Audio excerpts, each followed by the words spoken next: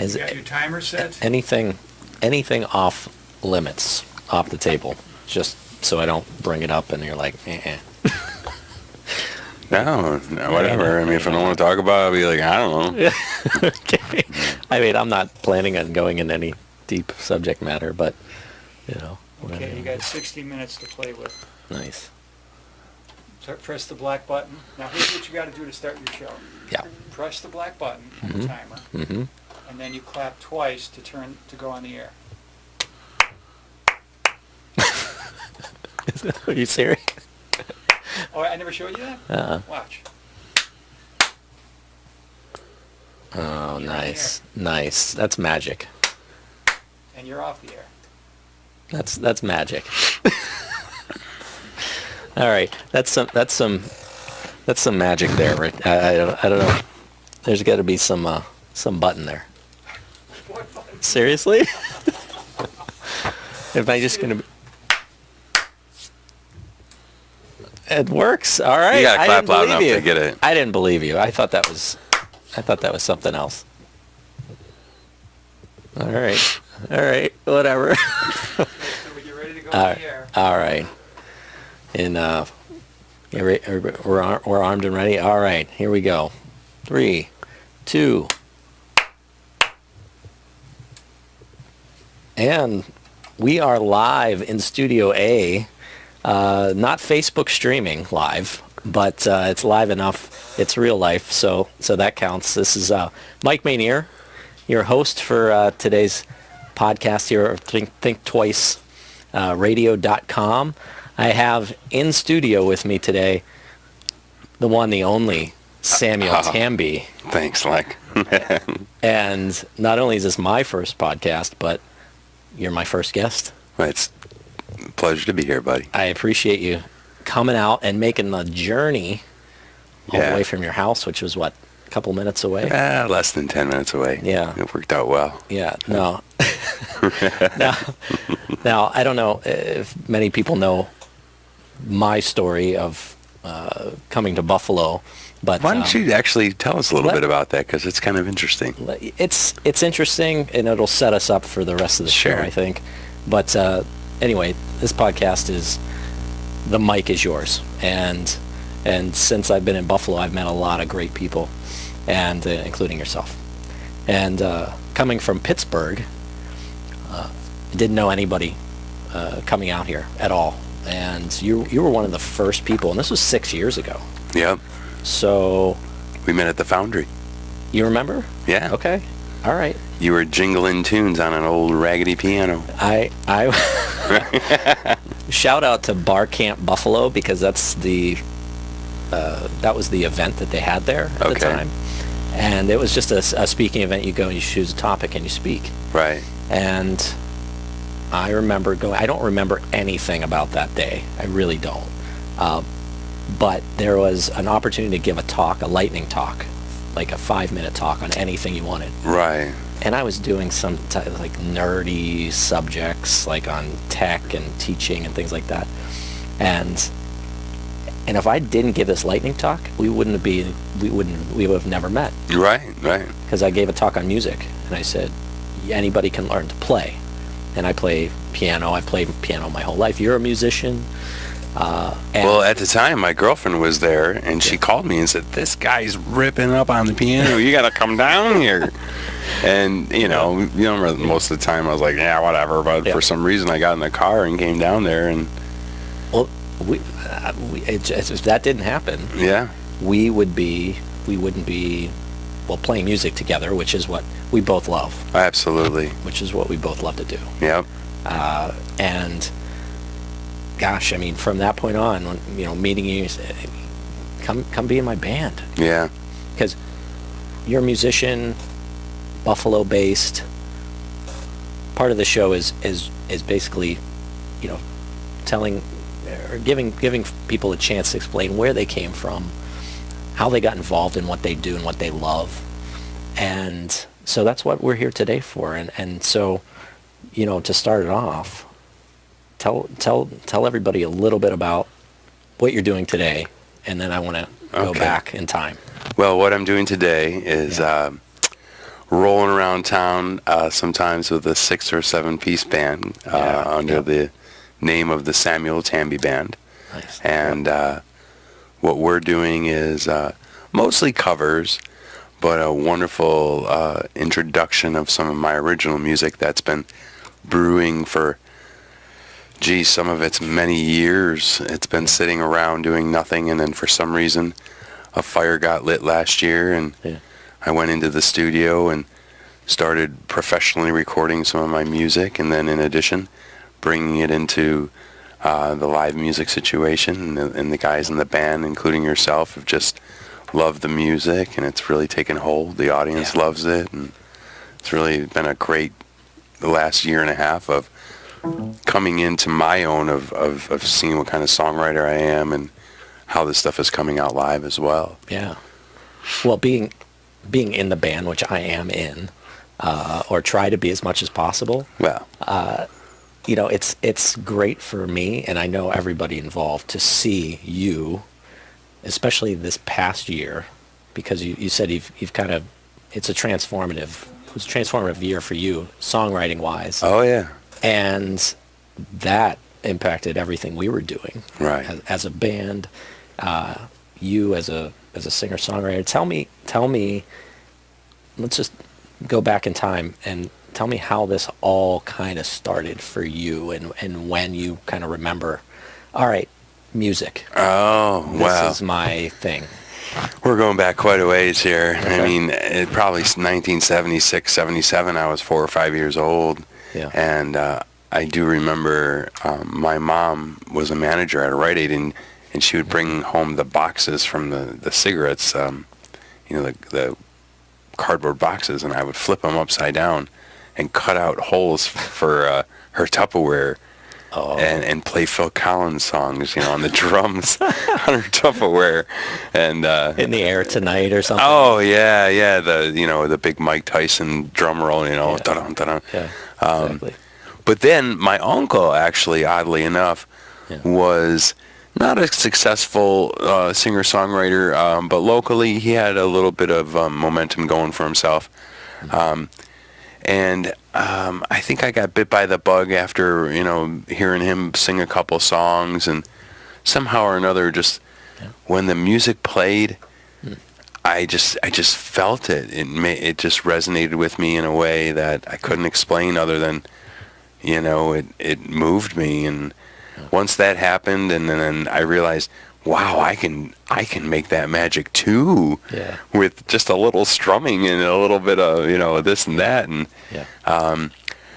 playing music for me is what's weird. I've had a lot of people actually ask me this, because I'm not formally trained in any way or anything like that. Really? I picked up theory along the way by default, but it started out by me figuring, did it sound good or not? Yeah. And the approach was more like, I know how to do this, I just have to figure it out. That's about it. It wasn't like a, experimenting. Because of the drums. I started with the drums. I had the rhythm inside of me, and once I translated that into my right hand, it was like there was my drummer, and the rest, now this is my orchestra over here, Wow. So you started playing drums. Yeah. For flat out. How old were you? Oh, well, I was probably 6 when I got my first kit. Wow. Okay. And I did myself a huge favor by playing along with other music, so that gave me a good sense of rhythm. And then when I was about 14 or 15, I remember I had this probably a 13 or 14 piece Kent drum set, and it just so happened the neighbor worked at a plexiglass company, and he would get me these sheets of all these different colors of little, plexiglass. So about every month the drums would be a different color. And then eventually they were splatter painted or whatever. Yeah. But I had collected so many of these little Kent drums that I had this, Neil Peart size kit in the basement. Wow. And I remember I had to go move with my grandmother, and Grandpa didn't, there was no drum kit there. That's why. So I remember I sold my drum kit, and the fella came over, and he loved it so much he took it to a gig that night. And I thought, well, gee, at least my drum set went to somebody who's going to play it, you know? Yeah. That felt good. But I felt lost at that moment. Mm-hmm. So I think it might have been the next day or day after that. I said to my grandmother, I said, you know, let's go to the music store. I mean, if I can't play drums, I got to do something. And I bought this old Washburn guitar that was the biggest pile of crap ever. And I'm clunking around on it. And by the end of the day, it was like, I got a sound here, you know? Yeah. And it made sense to me. So wow. So you losing what you loved, and at the time you weren't going to see any. You maybe didn't have the space, or maybe the.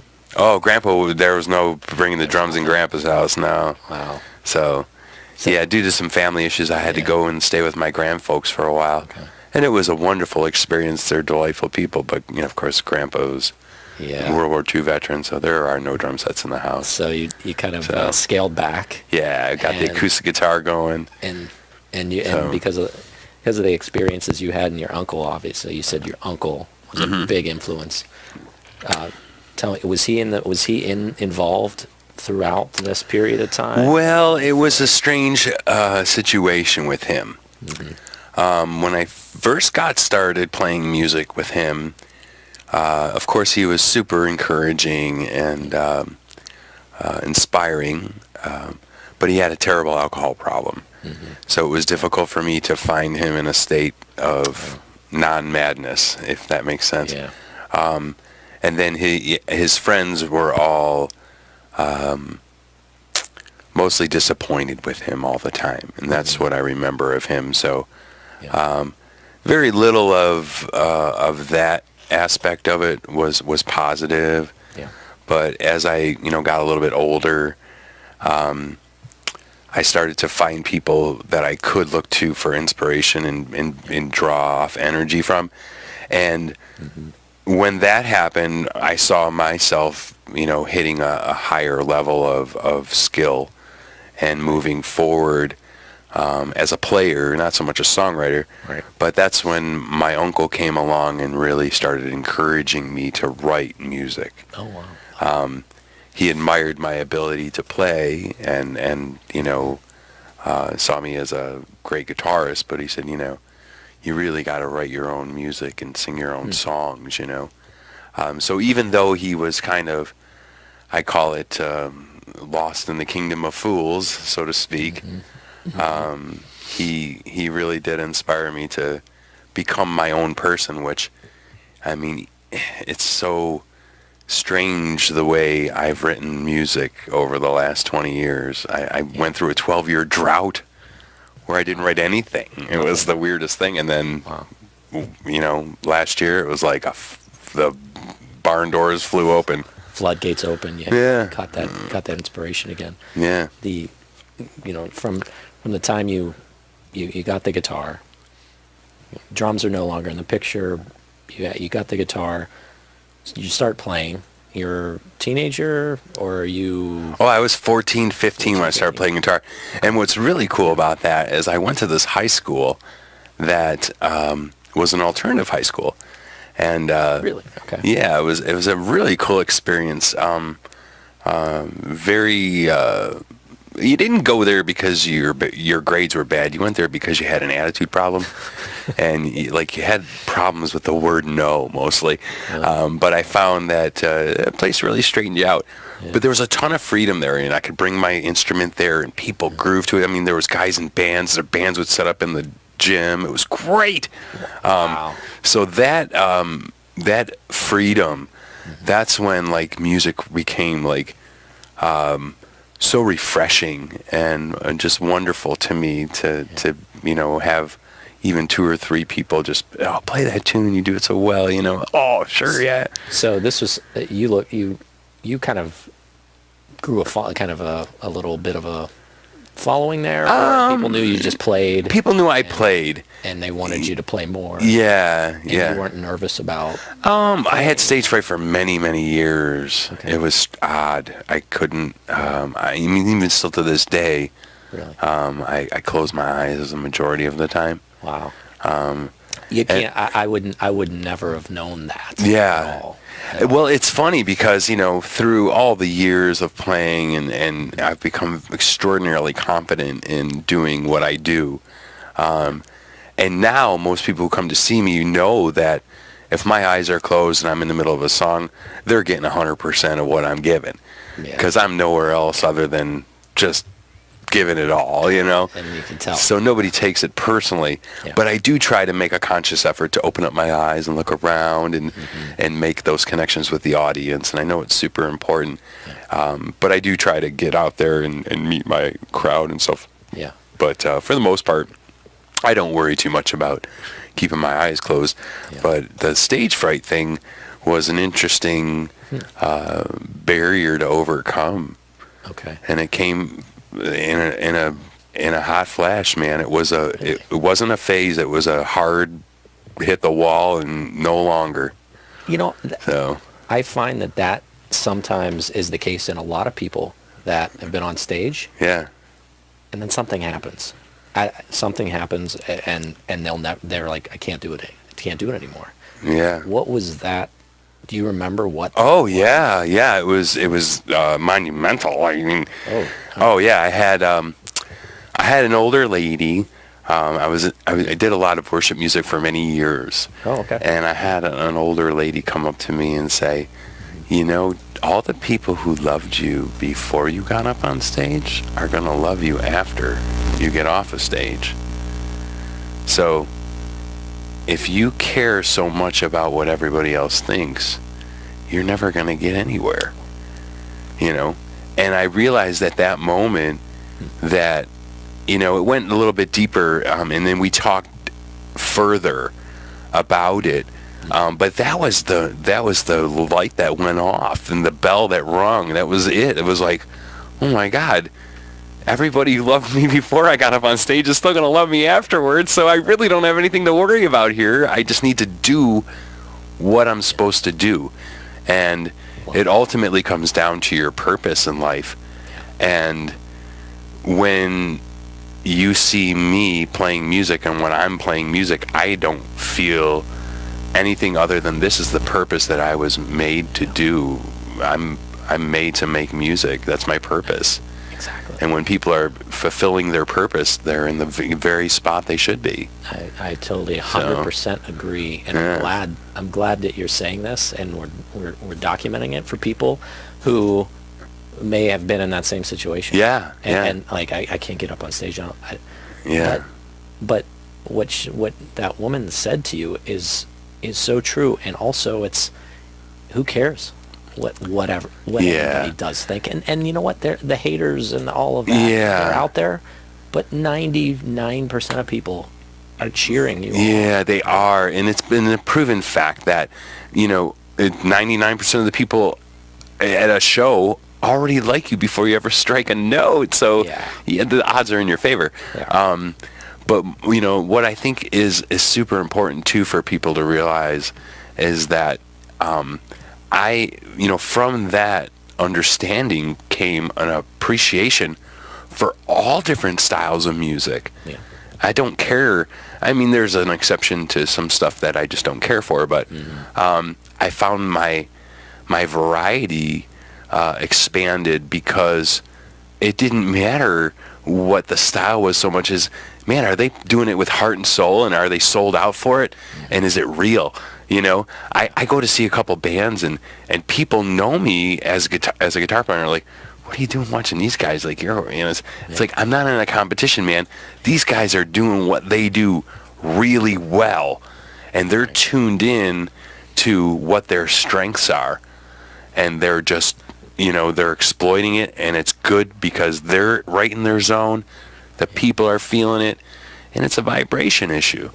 When people are vibing with what they're supposed to be doing, the audience can vibe off of it. And as you know, one of the greatest compliments we get from our band is people say, we love to come and watch you guys have so much fun. Oh my gosh. I literally go home with my cheeks hurting. My cheeks hurt. It's awesome. Yeah. It is awesome. And I mean, maybe we found the secret, Mike. Well, I think, and we both been in bands, and I want to hear about some of the other bands you've been in and how you started to get in bands. But this band that we currently, we're in, and I don't know how many shows we've done over the past 6 years. Ooh. I mean, I'm probably going to approaching 100 probably. Oh, I think we're yeah. But as you play, and as you play and play and play and play, it definitely becomes natural, and we don't really rehearse at all. So it would kind of ruin it. Yeah, and that's what's so cool about it. It's organic. Yeah. Yeah, we kind of know the set list at times, but everybody's so great and everybody knows each other. Well, in response to that, yeah. If anybody from wants to know what our magic is, our magic is we're a band of listeners. Mm-hmm. We're a listening band. True. And it's based on the old adage from Solomon, I think King Solomon said it, where he said, when you go to a wedding, you don't walk into the front of the wedding because someone might say, hey, sorry, the seat's taken, you got to go to the back. Yeah. When you go to a wedding, you sit in the back, and somebody may say, hey, there's a seat up here, come up front. So with that in mind, when you have musicians who are willing to sit at the back and wait for their invitation forward, you have a considerate situation with musicianship that's unrivaled. I mean, I have the best band of listeners. Everybody's listening. No one's saying, hey, look at me. And when you have that situation, there's so much space. And I think people's brains become enthralled, and they become excited because they're not getting overloaded with sound. They're waiting for the next cool thing to come around too. Yeah, it's what you don't. It's what you don't play. Right. It's and I'll tell you, and I'll tell you the time that it does take to learn how to do that, and to and I'm still learning. Right. Always. Oh, me too. Yeah. And I think the level of players and involved help because I think Barry Arbogast, for example. Oh, world-class saxophone player. I one of the best people, musicians. I'm a big fan. I'm a big fan of everybody. In the band, everybody we've played with, but he'll listen. He'll listen his whole song out because the song doesn't need him. You know. Yeah. And that's a lot of players. I've had people say to me, I came to your show, but you only played 2 guitar leads. I have an electric guitar in my hands for almost an hour, and I only did 2 guitar leads. Yeah. And all I can say is, you know what? It just didn't need any more. It doesn't. It's what's needed. Right. Right. And when you turn your brain into thinking about how the song can be benefited versus how can I show myself off, when you're willing to sacrifice for the song, it makes it way better for the listener and ultimately for the musicians, because it's so sweet for us. Yeah. I mean, we're having a ball up there making those creations that are so sweet, and every time they're just a little different, and they're just like, it's so exciting to hear what might come out. Right. So, and every ending is a custom ending. Always a custom ending. Yeah. And we have Andrew Daniels, a fellow who plays with Shaky Stage, and Tony Trippy, and he's one of the most dynamic drummers and one of the most excellent musicians I've ever met. Yeah. Because of his ability to just listen. I mean, I have to tell the drummer to turn up. That's not normal. Yeah. That doesn't happen most times, He's so humble. Yeah. He's listening. He's constantly listening. Yeah. But at the same time, you lead the band. So we need to, because you're doing that, you're the conductor. Right. And we can turn up, we can turn down. If you didn't have that, or if you didn't know how to do that, tell me when, going back again to you're in high school or the alternative school. It sounds like a very creative time. Oh yeah. You're trying out music here and there. Yeah. Was it always solo, or did No. you join up together with other It people? was acoustic. It was acoustic solo stuff for a while, but then I realized, well, gee, there's this other guitar called an electric guitar that makes this noise, and wow, my fingers can do that too. And I became very proficient at the electric guitar. Okay. And of course, when I was growing up, it was, Great White, Ted Nugent, Wow. Pink Floyd, The era Neil Young. of the electric guitar. Well, yeah, I had my brothers who were a little bit older than me, and they were into the Southern rock thing, Eagles, Skynyrd. Yeah. And then I was listening to stuff like Celine Dion Yeah. and digging it. And I loved Phil Collins, and I loved, the Motels and all these strange bands that were corny, and who knows, maybe they're still corny, but I still like them. So my inspiration was all across the board. The only thing I really didn't get into was metal and, the hardcore blues, but I like the blues song now and again. But once I started playing electric guitar, I was being asked to play in bands. Sure. And once I did that, it was pretty rough the first couple times going around. You get in the bands Yeah. with guys who are big drinkers, and I didn't really feel like I had found my place. So that went on for many years, playing many different styles, rock, pop. So you were kind of a hired gun. Yeah. Go in, you do lead guitar. Yeah, lead and rhythm. And never really utilized the acoustic into that realm of playing. It was only until I joined Dave Miller's band about maybe 13 years ago. David Michael Miller. Yeah, David Michael Miller from Miller and the Other Sinners. Yeah. Actually, Dave and I have a huge history of doing worship music together for years and years. Yeah. So I did do some acoustic stuff there, and I started to sing a little bit when I did some worship music. But we had a really wonderful worship band with some great people who I'm dear friends with all still today. But I was playing in Dave's band called Beautiful Bones. Oh, wow. And I'll never forget it. And he said to me, Sam, I'm firing you from the band. Oh.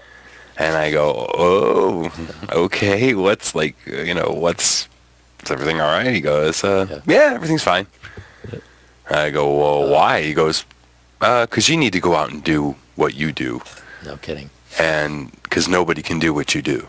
So get the hell out of here and go and do what you do. And it was so funny because it was a very short period of time after that I actually did do that. Wow. And that's when Buffalo City Limits came about. Well, it actually started out as Ace Tomato, then the Occasional Band, and then we were Buffalo City Limits. I didn't know. Okay. So that's how that band got started. Yeah. But ultimately, it was just the greatest thing because once I got my band up and running, when I had a spot open and Dave was available, I'd be like, Dave, you want to come jam with my band? And he's like, sure. And still to this day, he comes and plays with us. Totally up. And what a treat it is to have Dave Miller come and rip all over your stuff. I mean, wow. And the guy, even though he's a blues maestro, Dave has, the ability to really do anything. So, I mean, with my acoustic stuff, a little bit of country that we do, a little bit of pop, and whatever we do, Dave can just sit right in and fill right in. It's great. Oh, and he has, and I've got the opportunity to sit while he's doing his thing, and again, somebody who's so humble, right? Yeah.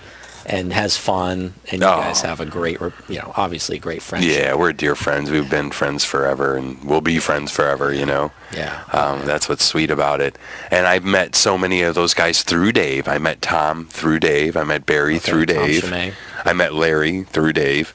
So the network in Buffalo is just outrageous.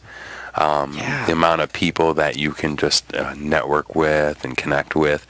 But, getting back to your original thing, as I became like a hired gun, I did a couple stints with a band called Incognito, and I played with a fellow by the name of Mike Schill, who is now with a band called Breakaway. But, man, Mike Schill is probably one of the best bass players I ever worked with. I mean, the guy could rip off anything. I mean, YYZ by Rush and then sing some other song like right to it. I mean, he's just a fantastic musician. Mike and I are still friends. We did that for a while, and played with Frank Pusateri and Only Human. I think that's if you're a guitar player in Buffalo and you got a stint with Frank, you're official now. You did a stint with Frank, and he's a great artist and wonderful musician. I got a chance to do some really wonderful shows with him. And with so many people. Yeah, I've been super fortunate to be asked to do a lot of things, but I'm a recovered ego addict too, I must say, in all honesty, and because why do you say that? Well, as I became proficient in the electric guitar, I kept getting asked to play and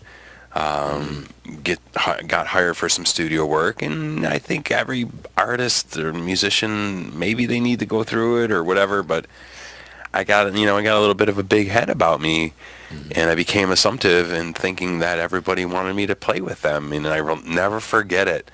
I said to a local artist, at a open mic, something along the lines of, oh yeah, I'll get my guitar. I'm sure you're going to want me to jam with you. And he goes, actually, no, I don't. And it was like, whoa. And then another friend came to me, and I loved them for that because they had enough grit to hammer me over the head with the truth. And they said, man, you're being a dick. Yeah. You're being a jerk, and, you're full of yourself, and nobody wants to work with you like that. And to be honest with you, I kind of took a few months off. I kind of got my knees cut out from underneath me, Definitely hurt my pride, but after a little while, I was like, you know what? I am a jerk. And you know what? I wouldn't want to work with somebody like me either, so I either better change or, and that's when I started to realize that, this town is too small to run around and not be kind and considerate and supportive and encouraging to other people, because those are the very things that you need yourself.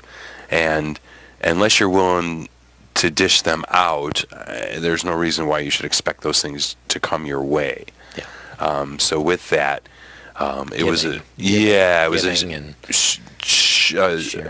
was a stark change in the attitude towards it.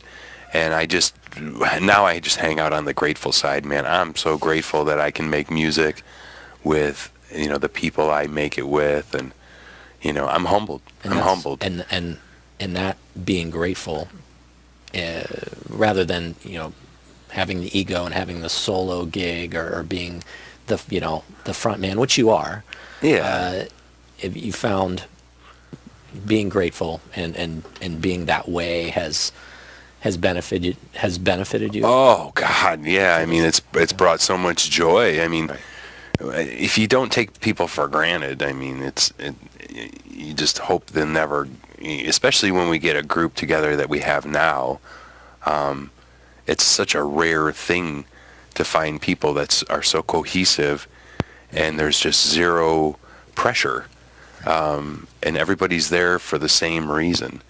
And again, to have a group of people who are not only fantastic musicians, but dear friends who you care about and care about you, you couldn't ask for a better situation. It's a great like you said, it's a great community. And me being a transplant to Buffalo, felt that so much. Obviously meeting you, but then I found the generosity was just spread throughout. Oh yeah. And the ego, there was no ego. When you said you had an ego, That surprised me, but I'm sure everybody coming up goes through that. Yeah. And somebody's there to kind of give them a reality check, like you. Well, yeah, if you're in Buffalo and you're touting around on your high horse, you're probably going to get knocked off relatively soon, because the bottom line is, if you're keeping count, you're going to find yourself in a deficit really fast,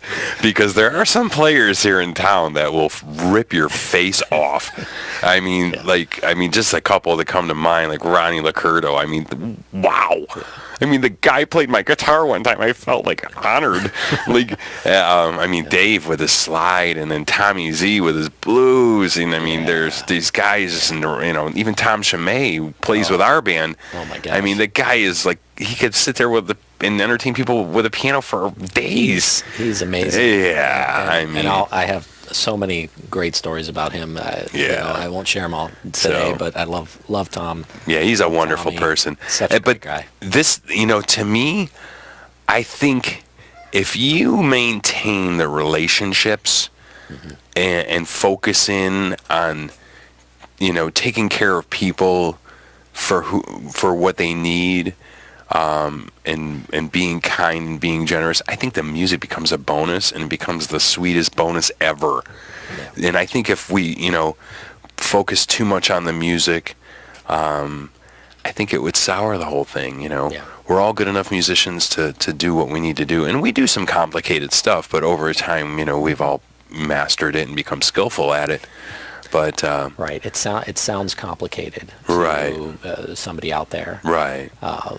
But I'm telling, it's so nice. It's so easy to walk in. Yeah. And we're going to be at the Roycroft next week. Yeah. Which we actually, it's been a standing gig for about forever. 12 years, about a dozen years. Right. And, yeah. Oh, I can tell you how I got that gig. Yeah. I'd like to know. Yeah. I had started going to these open mics at the Roycroft.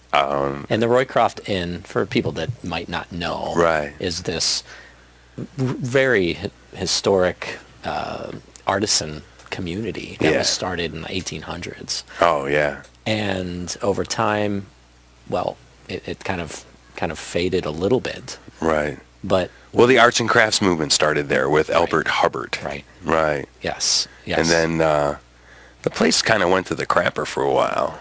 And then our friend Martha brought it back from the brink. Yeah, she pulled her out of the mud. I mean, that was she did an amazing thing there. It's such a beautiful place. Restore it back to its original health and glory. Absolutely. Absolutely. And so tell us about that. Yeah, there was these open mics, and they were run by Jim Kirchmeyer and Larry, and those guys were so awesome. They were so supportive, and after a while, I think I did open mics there for a couple of years.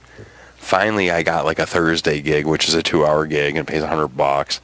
But then I was finally asked to do the Friday night gig, which is a 3-hour gig, which is like the showcase. Yeah, the showcase of the Roycroft there. Yeah. And I started doing it solo. And man, the response was unbelievable. Mm-hmm. So then I thought, well, gee, what if I bring in a couple folks?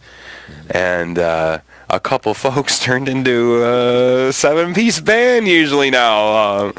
So, but yeah, that's how that started. We kind of took over the Friday night jazz thing that used to be there. Yeah.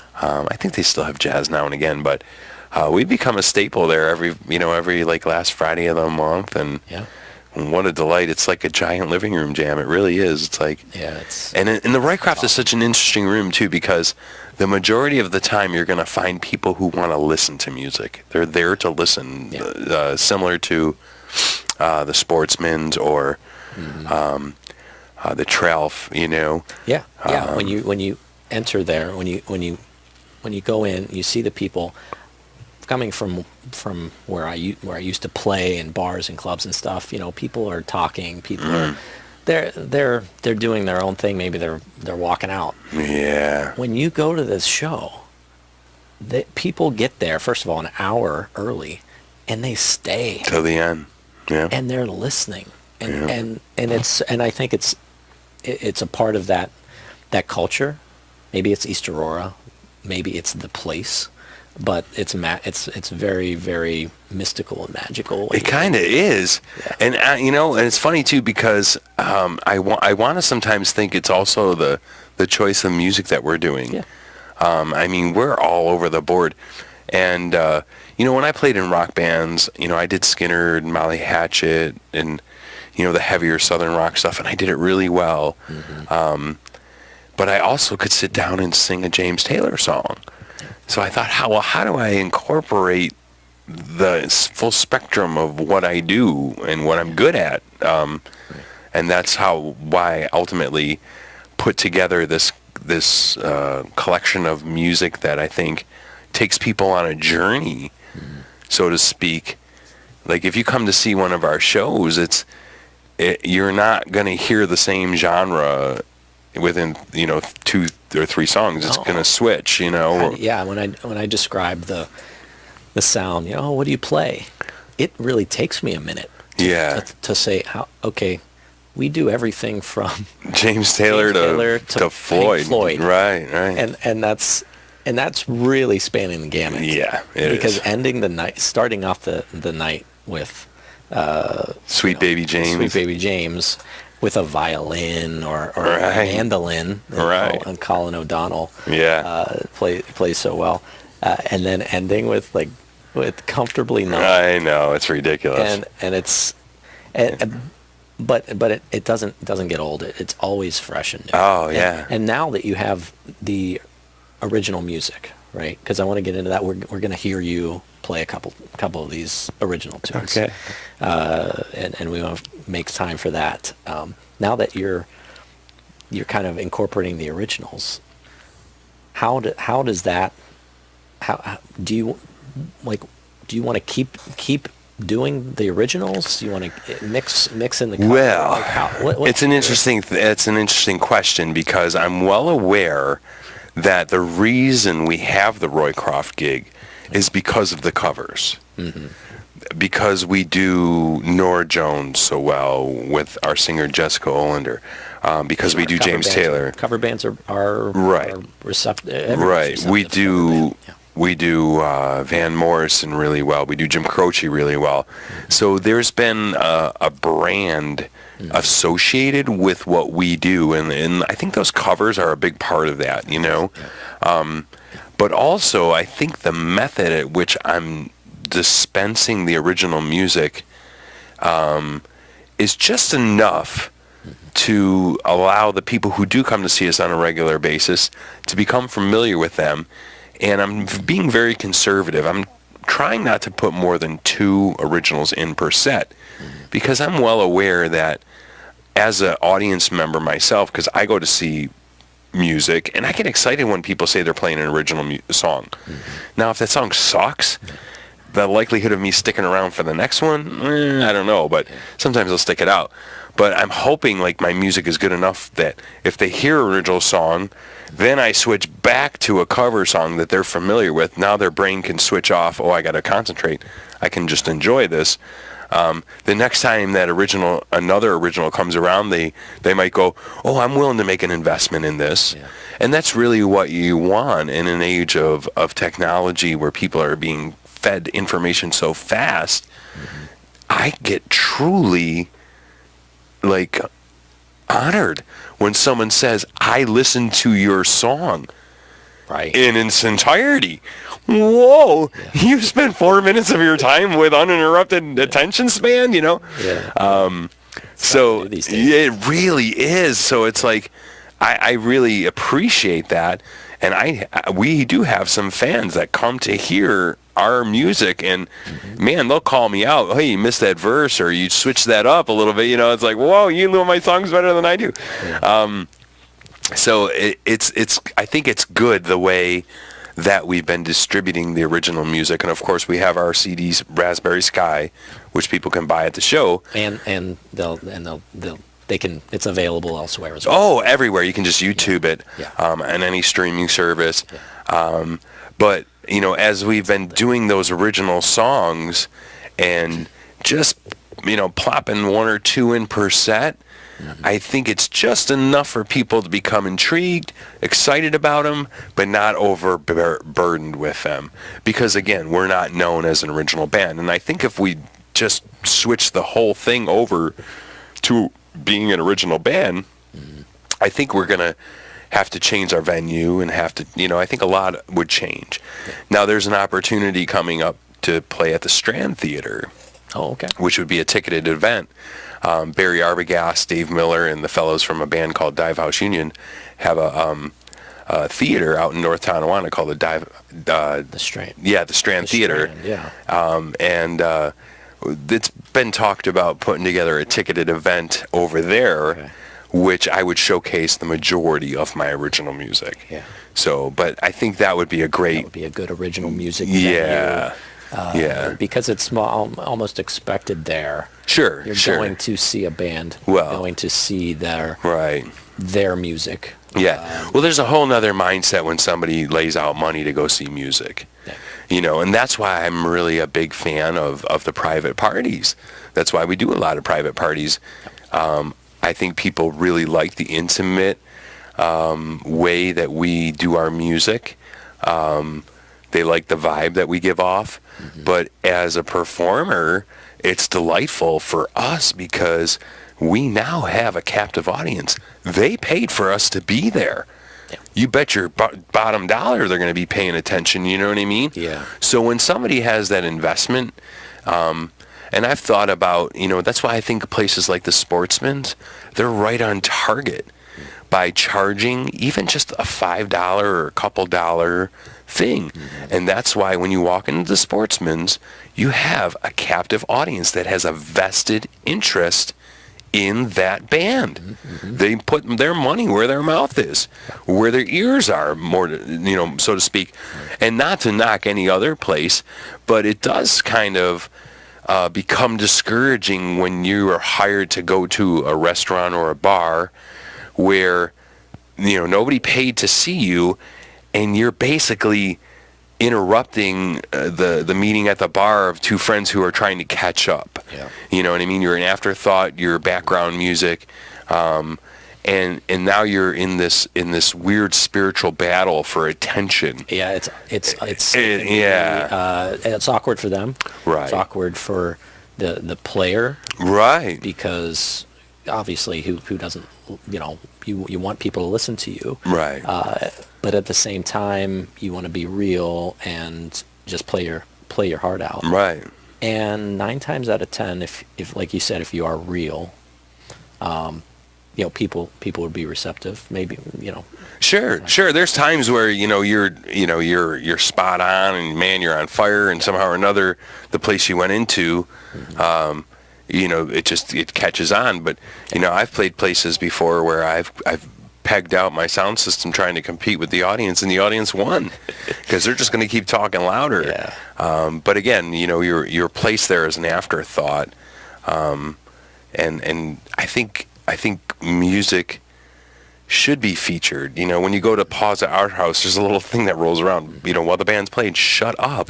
You know what I mean? Like, be quiet. These people are artists. They're doing their art. Right. Be considerate of them.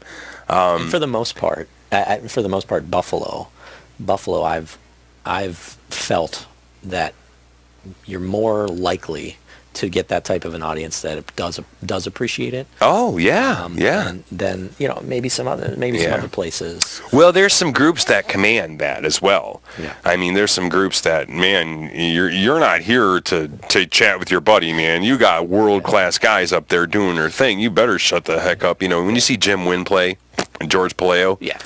You don't have any choice. But I mean, if you're not there to watch them, you're there for the food, and the food better be pretty good.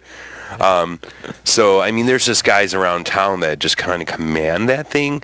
But, we're doing the East Aurora Music Fest in a couple weeks here, and I'm going to be doing Sound of the Irishman. And I'm looking forward to hearing, I got 3 newbies coming up before us. Actually 2, and then Zach Ward's playing before us, actually. And Zach Ward's great. Oh, nice. But yeah, we have 2 new newbies from the music room or wherever that I love it, man. These guys, they're probably their first time jamming out, And if I'm sure that they're totally geeking out. Oh, Right, yeah. it's Man, gonna they be got a like- stage at the East Aurora Music Fest. You know, and it's yeah, going to be great for them. We're So- speaking of, and we've got a little bit of time left, but it, what was that first experience for you when these guys are going to play the East Aurora Music Fest and they might be geeking out? Do you remember like that first? Oh, gig yeah. where you said, "This was my goal. I wanted to play here. I Yeah. wanted to play Yeah. here," and that's all. And then Well, you got. I mean, we're gonna hop off into another realm of spirituality here, but Yeah. I mean, I'm a man of faith, and Sure, me too. when I was doing worship, and someone authentically and genuinely and bona fide said to me, "Your music ushered me into the presence of God," Wow. or their version of God, or whatever it was. And I felt at that moment in time, I got removed from the equation, which is the goal of playing worship music. You know, the goal of playing worship music is to be just like the guy ushering you to the seat. He's mostly unnoticed. You know, and all he did was get you to the spot where you're supposed to be. Yeah. And that's the goal of worship music, I believe, is to get somebody to the place where they need to be. And after that, that's pretty much the pinnacle of my career. You know, I had the opportunity to play drums at Darien Lake on the big stage. That was awesome. I got a chance to play guitar for a national recording artist coming into the Niagara Falls Convention Center before it was the casino. I've played Shays and some bigger events around town, but I think the sweet spot for me was geez, I mean, probably just playing in the band I'm in now. This is probably the highlight of my career. That's awesome. It really is. I've done some great things, but looking back, you know, to answer your question, sorry, I got a little distracted there because that's I'm trying to rack in my brain. Yeah. What was that Yeah, put you on place the that spot. made me think I had made it? I do remember that moment. There was a bar out in Buffalo on Dingens, actually right around the corner from here, called Impacts. Yeah. And my band at the time was called Incognito, and we had, I mean, top-notch guys. We had Mike Ernst on drums, Mike Schill on bass, this guy Kevin playing keyboards, I was playing guitar, and we were busting out like Rush and Queen, and like we were doing some really great material, and we opened for Kim Mitchell. Oh, wow. I mean, it was like, whoa. This was it. It was like, wow, we went on for Kim Mitchell, man. I mean, that's awesome. This guy played with Max Webster. You know, it was like crazy awesome. So I was pretty geeked about that. And then another time we were playing at the Pier, and I knew Eddie Van Halen was in the audience. And I remember somebody coming up on stage going, "Eddie Van Halen's over there. Do you see him?" And I'm like, "No." He's like, "Look harder. Don't you see him?" And I was like, "No, I don't see him." Yeah. So, He may have been there. oh, apparently he was there. I mean, I don't know. Yeah. It was, who cares? You know what I mean? I didn't get caught up in stuff like that. So, but again, I think that moment when you move somebody to the point where they're affected by your music, because it's so funny to try and figure out what makes this 3.5 minute, 4.5 minute thing so powerful. It's like someone's life could change from a 4-minute song, you know? And it's like, I've had my perspective, my life changed from music, you know what I mean? I remember hearing Boys of Summer for the first time. I thought, my God, what is that? Holy crap, that bass part, you know, oh my God, that guitar. Yeah, changed your oh world. my God, this is so awesome. I mean, I never knew a song could be so cool. Yeah. And then, you know, of course, then he comes out with New York Minute. And I mean, Don Henley's, to me, is one of the most prolific songwriters ever. What a great, great songs, great voice. So when I get so excited about a song that I can't help but say to my friends, dude, you got to hear the song. Oh my God, it's amazing. And then when I make music and people say, man, I love your music. Oh my God. It's a little scary. It's a huge responsibility there, you know? Yeah, you do. And some of these songs are going to, they're going to be your trademark. And you already have several. Like John Mayer says, writing songs is like having kids and sending them off to school. You just hope they do well. Yeah, exactly. Like run along. Yeah, get good grades, would you? And really, I mean, we've been here almost an hour. Can you believe that? Oh gosh. I mean, I think we're gonna have to have another show because this has got to be a 2 or 3 parter. Yeah. But I know I would love for everybody to hear at least one. Okay. What do you want me to do, Mike? I'll let you pick the song.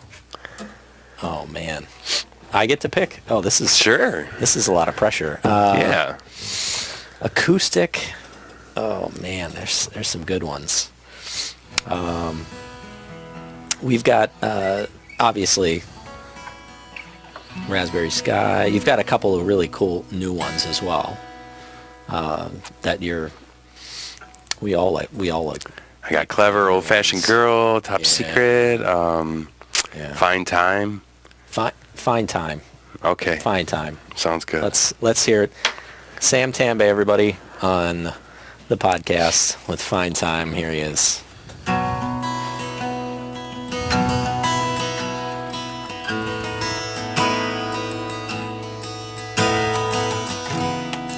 Given mind to more than I needed to, not cared enough when it counts, and chase the ones who never loved me, put the ones who love me down.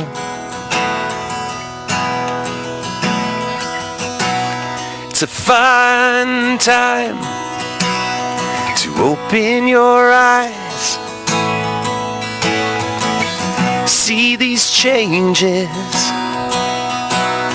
show some style. It's high time to smile along this ride. It's a fine time to open your eyes. I stacked it all up, it didn't mean much. Looked around to find myself, feeling the beat of something new. Maybe you can come along too. It's a fine time to open your eyes, see these changes, show some style. It's high time to smile along this ride. It's a fine time to open your eyes. I'm gonna open my eyes. Nice. Very nice. Thank you. In studio. Thank you. Thank you for coming out. Oh, my pleasure, Michael. Sharing. Yeah, I got a great feeling that we're gonna be gathering here again, and absolutely. This is really cool. I think this is honestly, like I've been excited just to have this conversation with you. Well, thank you. Because we're so busy, right? Oh, yeah. And to just learn and to share, not only your music, but also who you are, and I'm proud and humbled to be a part of the music with you. And so right back at you, man. And there's so this is the first of many. Yeah. And I obviously want to thank you. We can't wait for the album. Deep Breath is coming out. Deep Breath is coming. Waiting for some mixes and some mastering, and then we're going to send it off to duplication, and we should have that by June 28th, which is my birthday, and we're playing the Roycroft the day of my birthday. Oh, man. Well, that's going to be a party. It is. That is going to be a party. I can't wait. Indeed. Can't wait to see it. It's going to be awesome. Loved having you here. I love being here. Thank you again. My pleasure. Samuel Tambe, everybody. Come check us out.